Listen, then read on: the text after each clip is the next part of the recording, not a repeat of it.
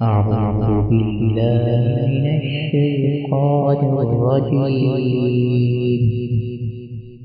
بسم الله الرحمن الرحيم. وإذ أخذنا ميثاق بني إسرائيل لا تعبدون إلا الله وبالوالدين إحسانا وذي القربى واليتامى والمساكين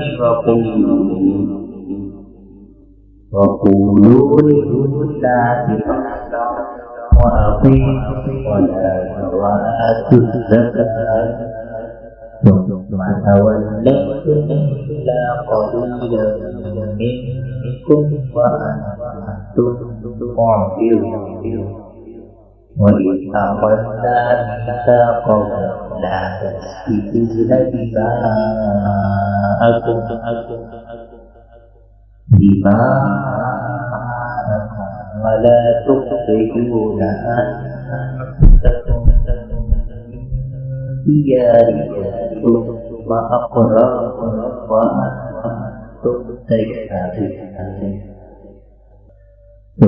ثم أنتم هؤلاء تقتلون أنفسكم وتخرجون فريقا منكم من ديارهم تظاهرون عليهم بالإثم والعدوان وإن يأتوكم أسارى تفعلوه وهو محرم عليكم إخراجهم.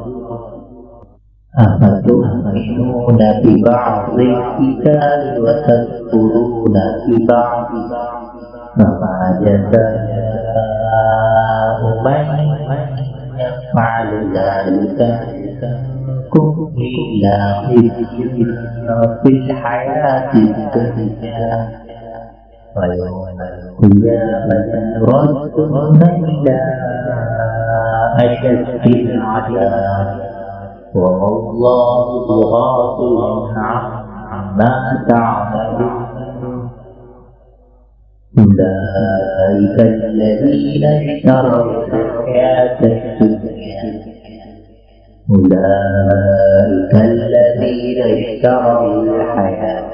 الدنيا بالآخرة فلا يخفف عنهم العذاب ولا هم ينصرون.